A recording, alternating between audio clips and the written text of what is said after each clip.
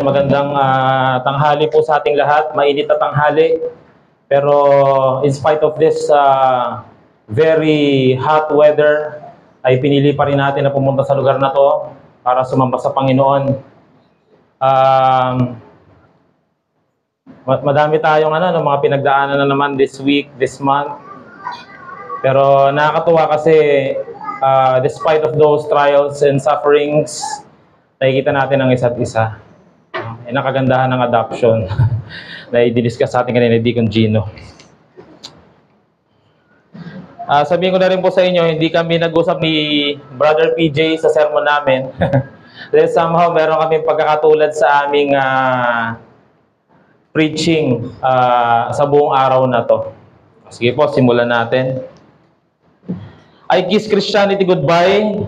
Ito ang tema ng isang Christian podcast ng The Rise and Fall of Mars Hill. Specifically, ito ay patungkol kay Joshua Harris na nagsulat ng the best-selling book na I Kiss Dating Goodbye. Naging maingay ito noong 1997 dahil sa layunin itong gawing biblically based or Christian approach ang dating and relationships. And masasabi natin na maraming Christian millennials ang nahook sa libro na to. Alam ko yung basa nyo, nabasa yan. Si Harris ay naging pastor sa Covenant Life Church, the founding church of Sovereign Grace Ministry in Gaithersburg, Maryland, in United States. In 2018, si Harris ay inanunsyo ang kanyang pakikipaghiwalay sa kanyang asawa. And in year 2019, he had given up on his Christian faith. Sinuko niya ang kanyang pananampalataya, tumalikod siya sa kanyang pananampalataya. At alam ko, ito ay kinagulat ng maraming Kristiyano. Dahil alam natin, no, si Joshua Harris, hindi lang naman yung I Kiss Dating Goodbye yung sinulat niya, meron din siyang mga sinulat na libro like Dug Down Deep. Hindi ko alam kung nabasa niyo yung book na yan, pero maganda yung pagpe-present niya sa gospel dyan sa mga libro na kanyang sinulat. Now, as Christians, sa paglakad natin sa pananampalataya, we have witnessed that some na nakilala natin sa iglesia ay nag-depart or they departed from the faith that they have in Christ. Sila ay humiwalay at itinanggi ang tunay na pananampalataya na kanilang nasumpungan. Nakakalungkot. Bilang iglesia na tapat na naglilingkod sa Diyos, tayo ay hindi dapat tumalikod sa salita ng Diyos. Hindi tayo dapat tumalikod sa Diyos. We must be faithful to Him in every aspect of our lives. Dahil alam natin, ang Diyos, faithful siya. Maraming mga lumalabas na mga maling turo. Aral na maging mga maling akusasyon patungkol sa Ebanghelyo. Marami mga ganyan turo lumalabas ngayon. Gayunpaman, sa kabila ng mga false accusation about the gospel, ang iglesia, mga Kristiyano, we ought not to abandon the faith that we have in Christ Jesus our Lord and Savior. At ngayong umaga, ito po ang ating pag-uusapan at inaanyayahan ko ang lahat ng able na tumayo. Babasahin po natin yung sa 1 Timothy chapter 4 verse 1 to 6. Pero gusto kong basahin lahat dahil magpo-focus lang tayo doon sa 4, 1 to 6, pero hayaan nyo po na pangunahan ko kayo na basahin ito lahat. 1 Timothy chapter 4, buong chapter. Now the Spirit expressly says that in later times some will depart from the faith by devoting themselves to deceitful spirits and teachings of demons, through the insincerity of liars whose consciences are seared, who forbid marriage and require abstinence from foods that God created to be received with thanksgiving by those who believe and know the truth. For everything created by God is good, and nothing is to be rejected if it is received with thanksgiving. For it is made holy by the word of God and prayer. 6. If you put these things before the brothers, you will be a good servant of Christ, being trained in the words of the faith and of the good doctrine that you have followed. Have nothing to do with irreverent, silly myths. Rather, train yourself for godliness. For while bodily training is of some value, godliness is of value in every way, as it holds promise for the present life and also for the life to come. The saying is trustworthy and deserving of full acceptance. For this end we toil and strive, because we have our hope set on the living God, who is the Savior of all people, especially of those who believe.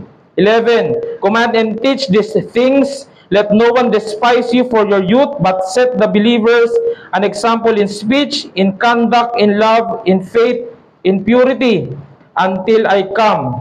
Devote yourself to the public reading of Scripture, to exhortation, to teaching. Do not neglect the gift you have, which was given you by prophecy when the council of elders laid their hands on you. Practice these things, immerse yourself in them, so that all may see your progress. Keep a close watch on yourself and on the teaching. Persist in this, for by so doing, you will save both yourself and your hearers. Maaari na po tayo makaupo.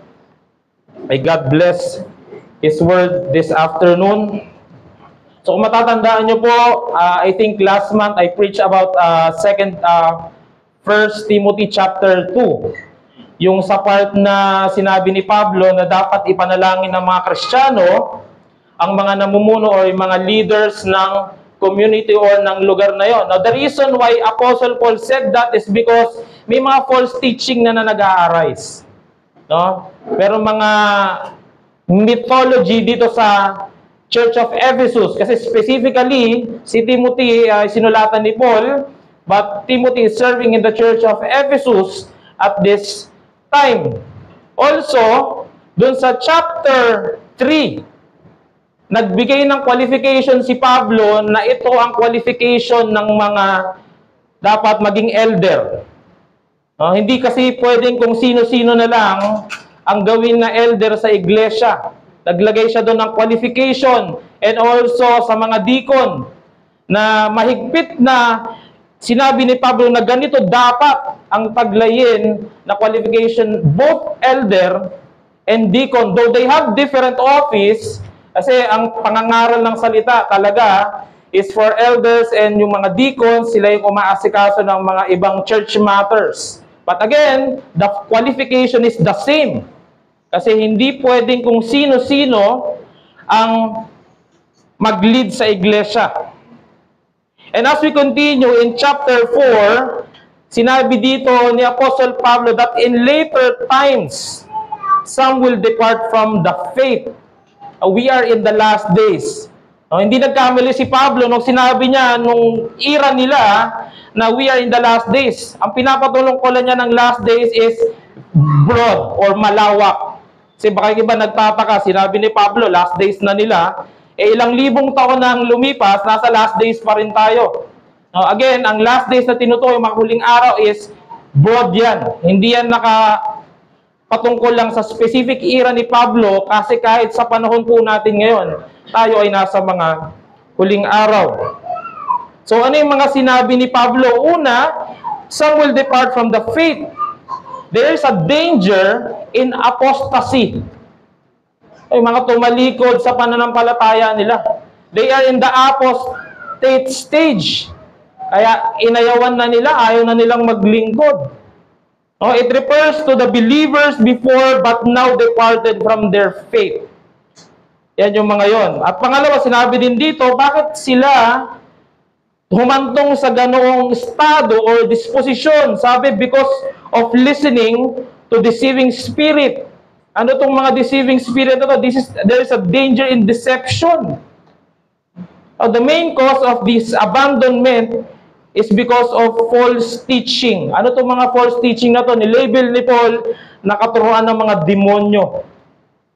Di ba, last Sunday, pinreach ni Brother Jesu yung sa armor of God. O bilang mga Kristiyano, kailangan isuot mo siya palagi so that you won't be deceived by the teaching of demons. Now, there is a danger also in false teaching. Napakamapanganib ng isang turo na hindi nakaangkla sa salita ng Diyos. Paul said that some will depart from the faith by devoting themselves to these deceitful spirits and teaching of demons, which is clearly spoken by the Holy Spirit that they would arise. Talagang merong lilitaw at lilitaw ng mga bulaang tagapagturo.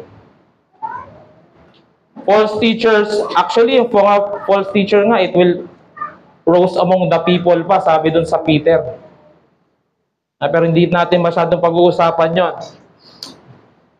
Now, the consciences of the false teachers, nabanggit din dito, have been seared, and they are hypocrite and insensitive because of their rebellion against the gospel. Kumbaga, yung mga conscience daw ng mga nagtuturo ng mali is manhid na at hindi na sila nakakonsensya na ang ginagawa nila ay mali. Kaya nga ganun sila ka-eager na ituro yung mali eh. Kasi manhid na sila sa katotohanan. Kumbaga, hindi na sila tinatablan nun. Kaya ganun sila katindi magsabi ng mga false teachings. False teachers forbid people, anong sinabi nila doon? Yung mga false teachers daw, pinagbabawalan yung mga tao na mag-asawa and required abstinence from food because they define holiness by what ones give up. Pag hindi ka nag-asawa, it shows holiness. Pag hindi mo kinain, itong pagkain na to, it shows holiness as well. So, masyado silang nakafocus dun sa outward works ng mga tao para masabi na ikaw, holy ka. Now, there is no specific religion mentioned by Paul dito. Wala naman siyang binanggit na specific religion. However, we can equate some principles of these teachings na encounter natin in our generation. Not just in our generation, but I also believe during time ng generation ni Pablo. Asceticism, a spiritual practice that involves strict self-discipline and often includes abstaining from certain physical comforts or pleasure, such as marriage. Kasi pag nagpakasal ka, di ba, may pleasure dyan. Para sa kanila, hindi ka dapat mag-asawa para ma-attain mo yung holiness na tinatawag nila. Some early Christian groups and individuals adopted these teachings and practices as a way to express their devotion and detachment from the material world. So para sa kanila, anything which equated in the material world is not holy, or hindi ka dapat makipartake dyan kasi we are after to the spiritual realms lang. Ito, isa sa mga dominant na turo nun is yung Gnostic. Mga teaching yan. They saw the material world as inherently evil or inferior to the spiritual realm. Pag mga patungkol sa mundo, ay ano na agad yan, evil na agad yan. Walang magandang maidudulot yan pag patungkol na agad sa mundo. Dapat tungkol lang tayo sa mga spiritual realms. Now, this could lead to beliefs that physical aspects of life, yung mga nabanggit ko din kanina, including marriage and food, ay hindi okay sa kanila yon. So, in order for you to pursue a spiritual goals, kailangan iwan mo tong mga material things na to. I also believe that even Jewish influences ay hindi exempted dito, kaya nabanggit to ni Pablo. Ano ba ang paniniwala ng mga Jewish sect, yung mga sekta ng mga Jewish during this time? They have restrictions and practices related to marriage also, and it's possible that certain Christian communities were influenced by these practices during their time as well. Ito yung siguro yung masasabi natin na isa sa mga wrong teaching during their time. And we can also say that ang factor is yung cultural and societal things. The broader cultural and societal context in which early Christians lived could have contributed to the development of such practices. Ganoon naman kasi, di ba, pagka merong maling turo, nanganganak yan ng nanganganak ng maling turo. No? Sinasabi nila ay, ito, dapat natin itong gawin, ito yung nakapagpahuli. That is how false teaching spreads. Ang isang maling turo ay nanganganak ng panibagong maling turo. So, ang mensahe po natin ngayong hapon na to is the good servant of Christ is trained in His Word. O ang mabuting lingkod ni Kristo ay sinanay sa kanyang salita. Na ang isang Kristiyano pala ay dapat sanay siya sa salita ng Diyos. Hindi naman ibig sabihin nito na kapag naging Christian ka, na-convert ka into Christianity, dapat alam mo na lahat. Dahil naniniwala tayo na ang pagkakaalam sa salita ng Diyos ay progressive. Ito ay progresibo. Lumalago tayo lahat sa kaalaman at hindi tayo dapat tumigil sa pagsaliksik ng salita ng Diyos. So ano yung dalawa nating makikita dito na bagay para masabi na ang isang lingkod ng Diyos ay faithful sa kanyang salita or siya ay isang mabuting lingkod ng Diyos? Una, ang isang lingkod ng Diyos ay dapat ay nag-a-abominate siya ng false doctrine. Winawaksi niya ang mga maling turo. At pangalawa ay ang isang mabuting lingkod ng Diyos ay he can uphold the true doctrine or pinangahawakan niya ang tamang doktrina. Again, yung una, iwaksi ang maling doktrina at yung pangalawa, panghawakan ang tamang doktrina. So let's start with our first point, which is to abominate the false doctrine. In verse 1, according to Paul, the Holy Spirit forewarns not just Timothy, but also the church about the danger that is about to come. Hindi lang si Timothy yung in-address niya dito, pero higit sa lahat, ang iglesia, in-address ni Paul yan. Kagaya nga nung nabanggit ko nina, at in the latter times, some will depart from the faith because of these deceitful teachings. And Paul is pertaining to the teachings of the false teachers. Mga maling katuruan na maaaring pumasok sa isang iglesia. Ano ba yung mga pinopromote ng false teachers? False teachers promote the outside exercise of holiness.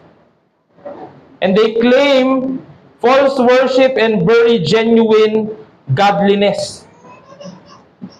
Nililibing nila yung totoong turo ng Biblia pagdating sa holiness at godliness, at ang inaangat nila ay yung mga maling katuruan pagdating sa worship.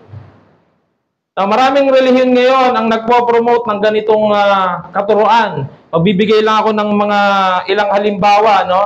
Na nabanggit din kanina sa ating umagang pagsamba. Prosperity gospel, alam natin, common yan sa atin, no? Na prosperity gospel, kung saan kanilang inihahayag ang maling turo patungkol sa pagbibigay ng kaloob at ikapo. Ito ay ang kapag nagbigay ka ng mas malaki, ang pagpapala sa iyo ng Diyos mas malaki din. Pag ang binigay mo maliit lang din ang pagpapala sa iyo ng Diyos. Yan ang pinopromote nitong prosperity teaching na to. Kasama pa rito na kapag hindi ka nagbigay ng iyong ikapo or tithes, ay ninanakawan mo ang Diyos at malapit ka sa kapahamakan. Kumbaga, merong curse na nakaamba sa iyo pag hindi mo ibinigay ng tama or maayos ang iyong ikapo sa kanila. O magkari, ang pinakaibang sinasabi din nila dito is pwede kang magkaroon ng malubhang sakit. Maaring hindi maging maunlad ang iyong buhay. Yan ang maling turo pagdating sa prosperity gospel. Also, ang perspective na dapat kapag Kristiyano ka, dapat daw pag Kristiyano ka, dapat maunlad ang ang buhay mo. Dapat meron kang kotse, parang networking. Dapat maganda buhay mo, nakikita nila, nagpo-prosper ka, visible, nakikita nila, dapat, tagal mo ng Kristiyano, wala ka pang wala pang kotse, wala ka pang magandang bahay, siguro hindi ka faithful sa pagbibigay mo. Napakamaling turo yan na itinuturo ng prosperity preaching. O kailangan mo daw kasing magtanim, ang dapat tinatanim mo maraming kulay asul. Yan ang nila. Ayaw nila ng orange. Ayaw nila ng kulay orange. Lalo na yung barya, ayaw nila nun.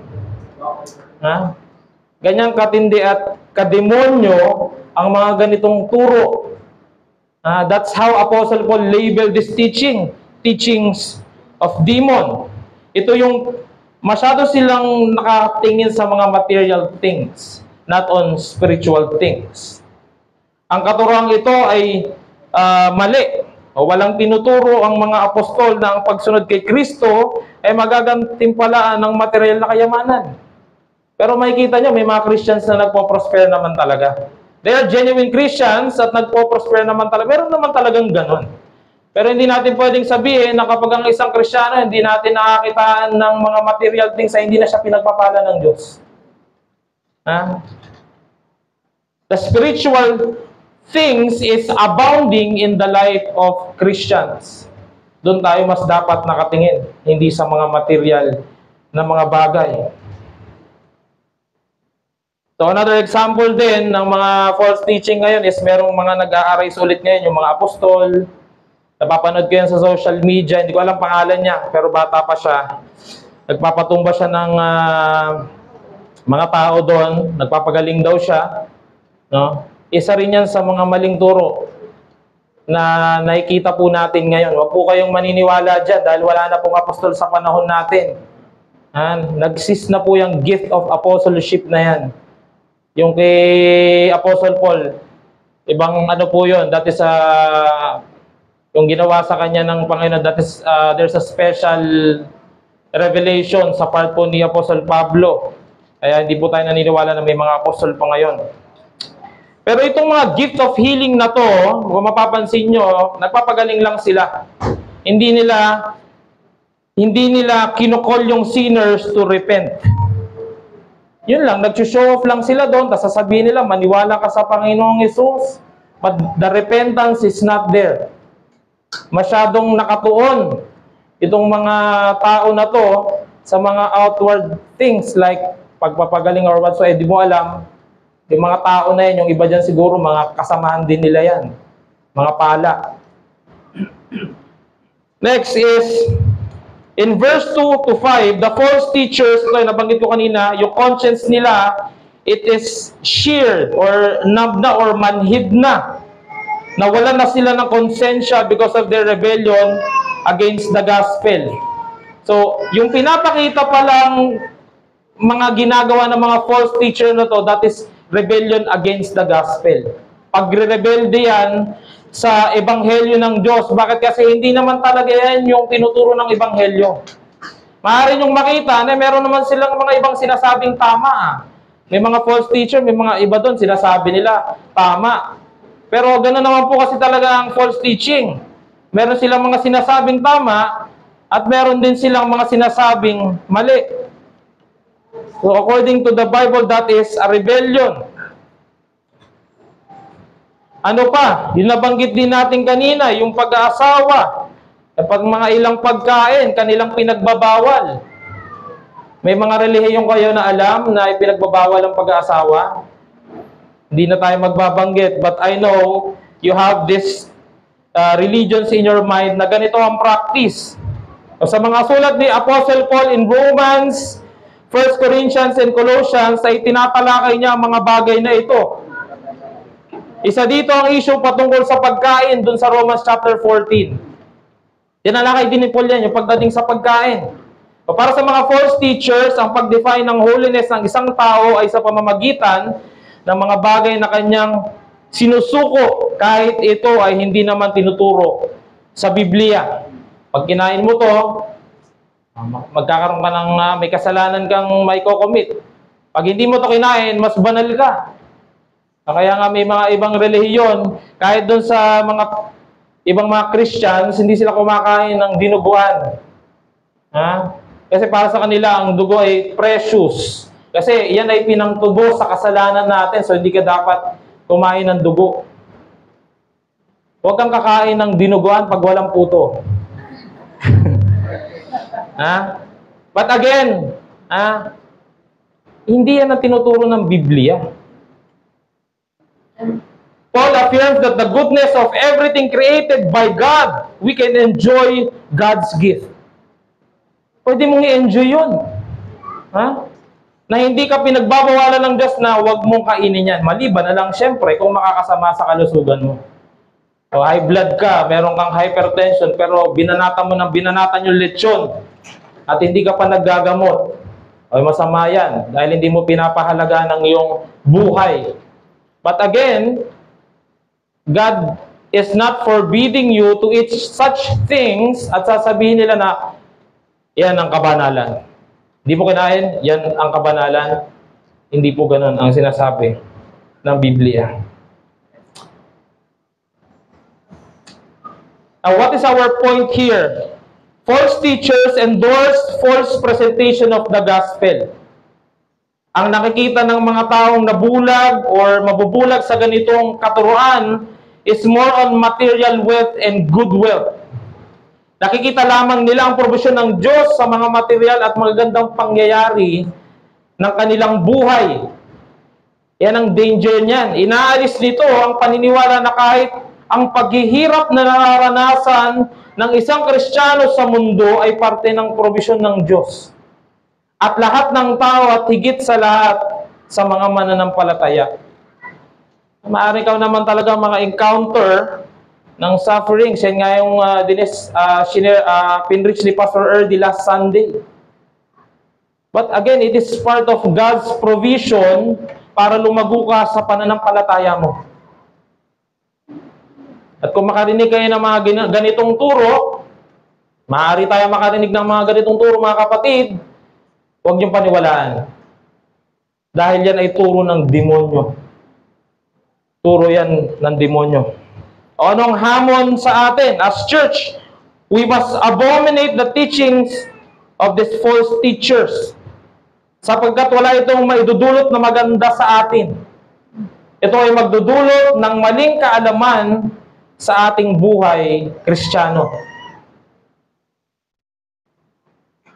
Next, meron sinabi si John Calvin regarding his commentary dun sa 1 Timothy chapter 4. Ang sabi niya, the church must give an earnest attention to pure doctrine and not to suffer themselves to be deceived. So, ang iglesia daw ng Diyos ay hindi dapat madaya. How great care God exercises about His church when He gives so early warnings of danger. Satan has indeed. Ano bang gustong gawin ni Satanas sa iglesia ng Diyos? Gusto niyang sirain. Pero anong sinabi sa sermon kaninang umaga? The gates of hell cannot prevail.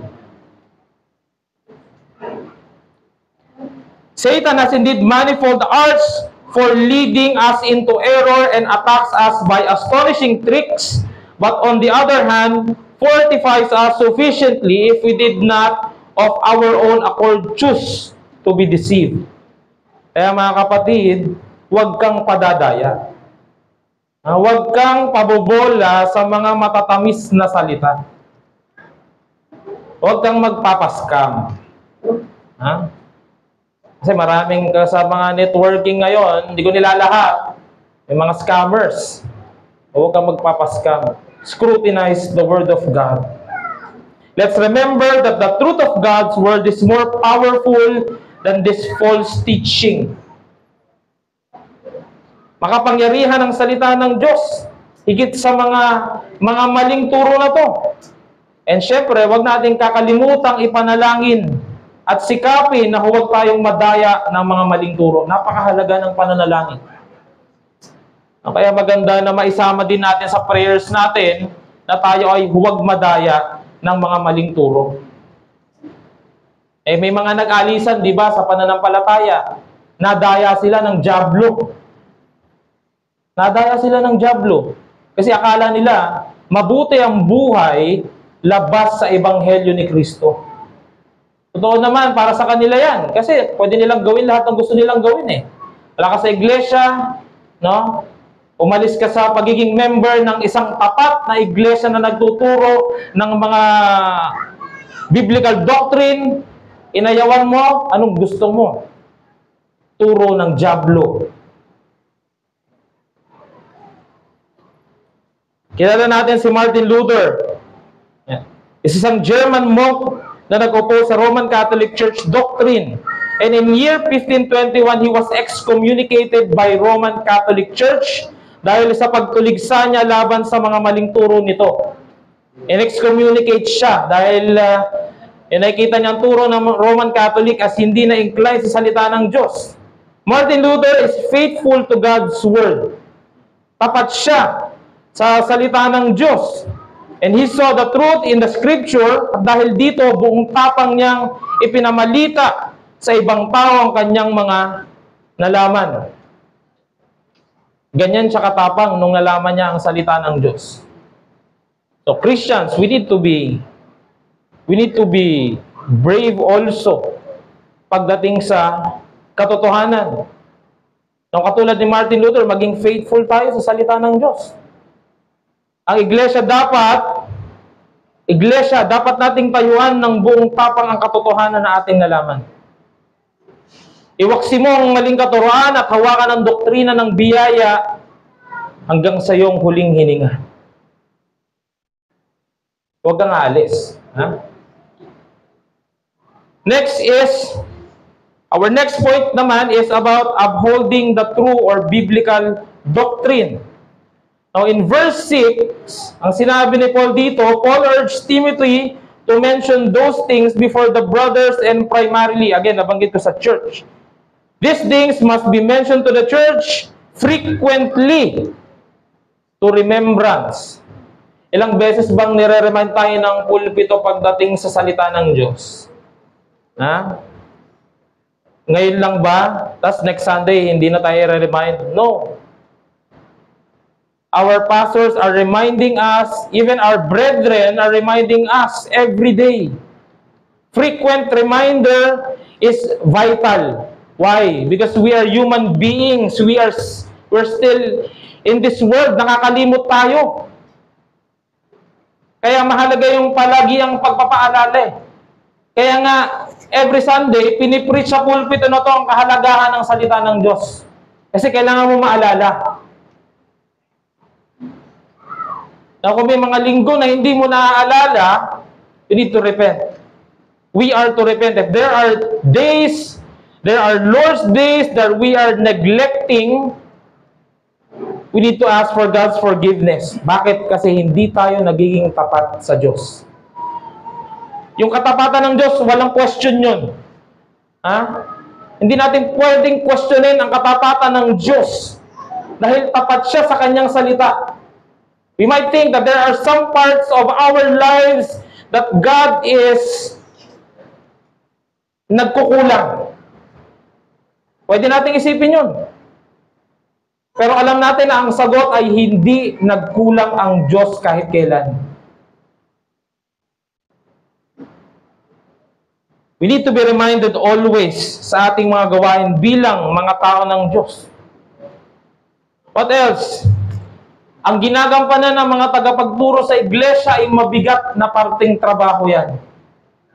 Ang mga tagapagturo sa iglesia, dapat ay nagtuturo sila ng sound doctrine or aral na sinasabi lamang ng salita ng Diyos o inuutos ng Biblia.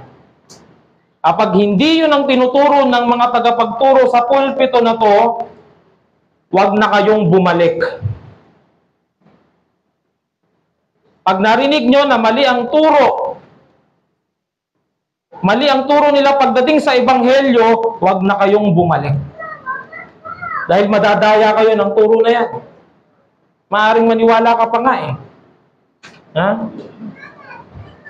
Ang paglago natin sa kaalaman at grasya ng Diyos ay nakasalalay sa mga tagapagturo nito. Kaya mabigat. Pero ibig ba sabihin nito ay hindi na tayo mag-aaral dahil may mga nagtuturo na eh. That's wrong. Bilang mga mananampalataya, God is also commanding us to scrutinize the Word of God. Mag-aral ng salita ng Diyos, hindi lang dito sa iglesia. Ang pag-aaral ng salita ng Diyos o pakikinig ng salita ng Diyos ay hindi lang every Lord's Day. Dapat araw-araw yan. Ang sinabi kay Joshua, pagbulay-bulayan mo, araw at gabi. Ni wag nga itong mawawaglit sa iyo eh. Itong salita na to, itong batas ng Diyos na to. Wag na wag itong mawawaglit sa iyo. Gusto mo maging tapat sa Diyos? Pag-aralan mo ang kanyang salita. Dahil kahit kailan, walang parte ng buhay mo na hindi siya naging tapat sa'yo.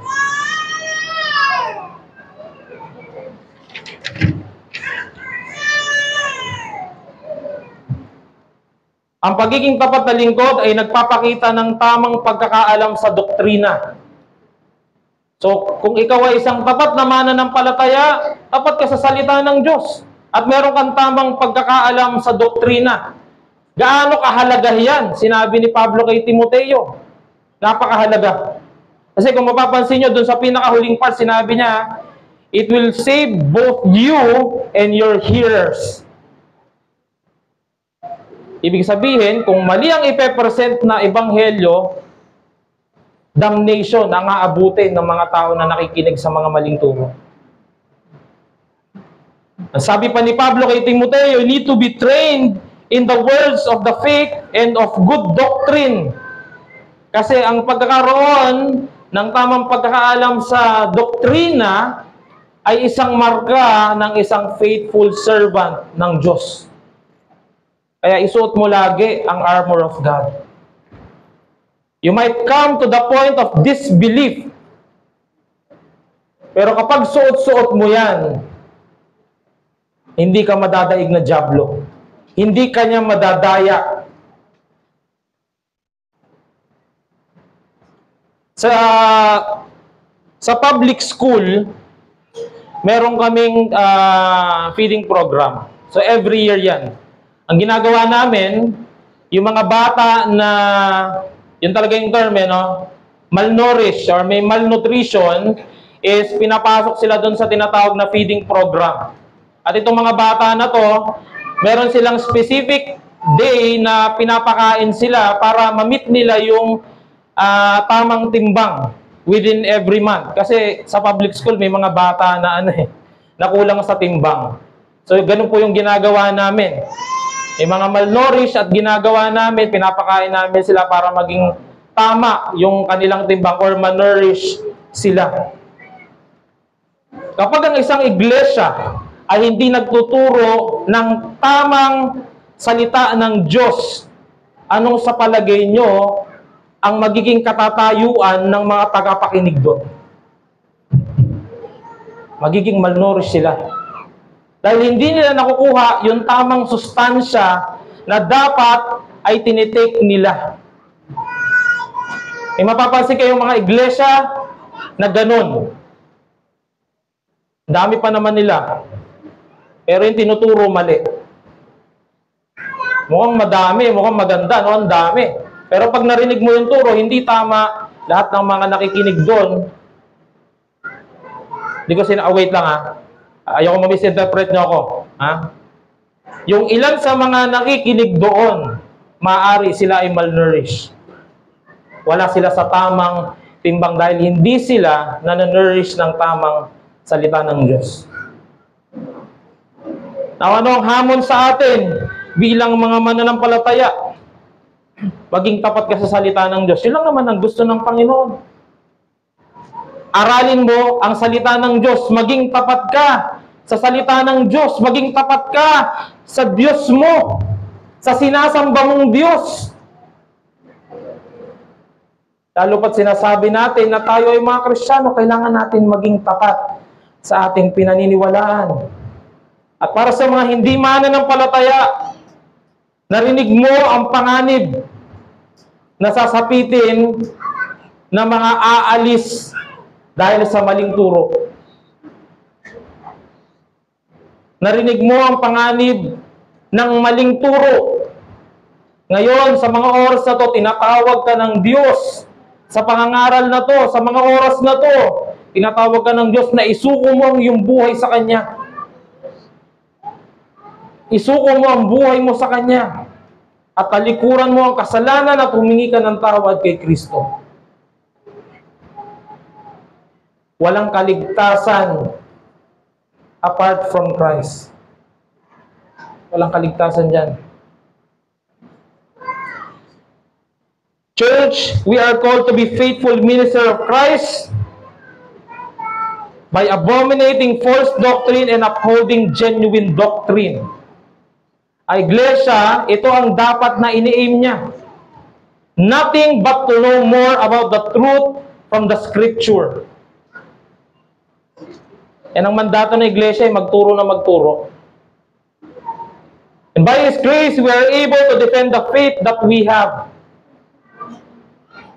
We are not to be led astray. Huwag tayong magpadaya sa gawa ng dyablo. Hindi tayo mapapaniwala sa mga maling katuruan na kumakalat sa ating panahon ngayon. Hindi tayo malilinlang ng mga false teachings na to, ng mga bulang tagapagturo na hangad lamang ay masatisfy ang kanilang mga makamundong pagnanais. Na kumita ng salapi, makilala bilang apostol ng generation ngayon. Ang progresibong pagkakaalam natin sa tunay na katuruan ay bunga ng ating kaligtasan. Ang ginawa ni Kristo ay sapat na patunay na ang ating kaligtasan ay dahil sa ginawa niya. Ito ay grasya ng Diyos na dapat nating panghawakan. Manatili tayong tapat. ARBC, sa salita ng Diyos. Kaya, yung confession sa isang iglesia, mahalaga din yan. Yung confession, creeds and confession, kasi ginagard niyan yung mga maling turo na pwedeng pumasok sa iglesia. Kaya pansinin niyo ang ibang iglesia, yung mga nagkiklaim ng mga Christian churches, kahit anong turo, tinatanggap niyan. Last week, nakarinig na naman ako nung famous na sinasabi nila na hindi yan dahil sa religion mo. Dahil yan sa relationship mo sa Diyos, kaya maliligtas ka. Narinig ko na naman yan nung nakaraan. Yung mga paniniwalang ganyan, wala silang kredo Kaya kahit anong turo, tatanggapin nila. Pamakinig, kahit pag nakakausap ka ng isang Mormon, sasabihin niya, parehas lang tayo ng Diyos Hindi kayo parehas ng Diyos ng isang Mormon Kasi yun ang pwedeng mag-arise na na thinking doon. Dahil hindi siya dahil sa religion, o kahit anong religion, ibig sabihin, kahit Mormon yan, kahit Muslim yan, isa lang ang Diyos nyo? Hindi yan ang tinuturo ng Biblia. In 1 Corinthians chapter 4, verse 1 to 2, Apostle Paul said that this is how one should regard us as servant of Christ and stewards of the mysteries. Ano yung mysteries na binabanggit ni Paul sa 1 Corinthians chapter 1 and 2? Ang Ebanghelyo. We are stewards of the mysteries. Kristiyano, steward ka. Tagapangalaga ka ng Ebanghelyo. It is required for a steward that they be found faithful. Are we faithful? As Christians, we must be faithful. Tayo na mga tagapagsunod ni Kristo ay alipin ng katotohanan. Dati tayo ay mga alipin ng kasalanan, pero ngayon tayo ay mga alipin na ng katotohanan. Pinalaya tayo ng Panginoong Jesucristo.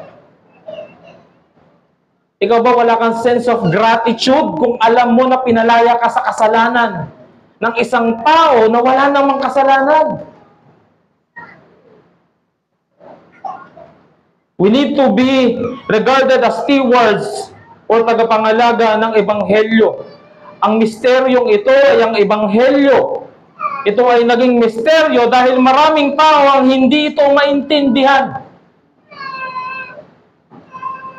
Pero ikaw, naintindihan mo, mapalad ka, nakasumpong ka ng biyaya ng Diyos. Ang grasya ng Diyos ang nagpaunawa sa atin sa misteryong to. Hindi mo ba iingatan ang misteryo na naintindihan mo? Hindi mo ba iingatan ang Ebanghelyo na pinangahawakan mo ngayon? Kung ikaw ay Kristiyano, ang sagot dyan ay dapat pangalagaan mo yan. We need to be found faithful until His second coming. Dahil gusto natin, isang araw, makita tayo ng Diyos na tapat sa Kanya. At alam ko, lahat tayo, gusto nating marinig ang salitang to. Well done, my good and faithful servant. Manalangin po tayo. Panginoon, maraming salamat. Dahil sa kabila ng mga kasalanan namin, sa kabila ng hindi namin pagiging tapat, kinaawaan mo kami, kinahabagan mo kami. Papasalamat kami dahil meron kami ng mga kaalaman na to dahil sa grasya mo. Papasalamat kami, Panginoon, na dahil sa salita mo, pinapanatili kami nito. Papasalamat kami, Panginoon, dahil sa mga oras na to ay nandito pa rin kami, sumasamba sa iyo. Hindi kami nadadaya ng mga maling katuruan. Patuloy po naming dalangin, Panginoon, na gabayan mo kami, gabayan mo ang iglesia na to, na huwag madaya ng mga maling turo. Patuloy po naming dalangin na kahit kailan ay hindi manaig ang gawa ng dyablo sa iglesia mo. Yan ay pangako mo na aming pangahawakan hanggang sa iyong pagbabalik. Kaawaan mo kaming patuloy, Ama. Kaawaan mo kaming patuloy, Anak, at kaawaan mo kaming patuloy, Diyos Espiritu Santo. Sa iyo po namin binabalik ang papurit pagsamba sa pangalan ni Jesus. Amen.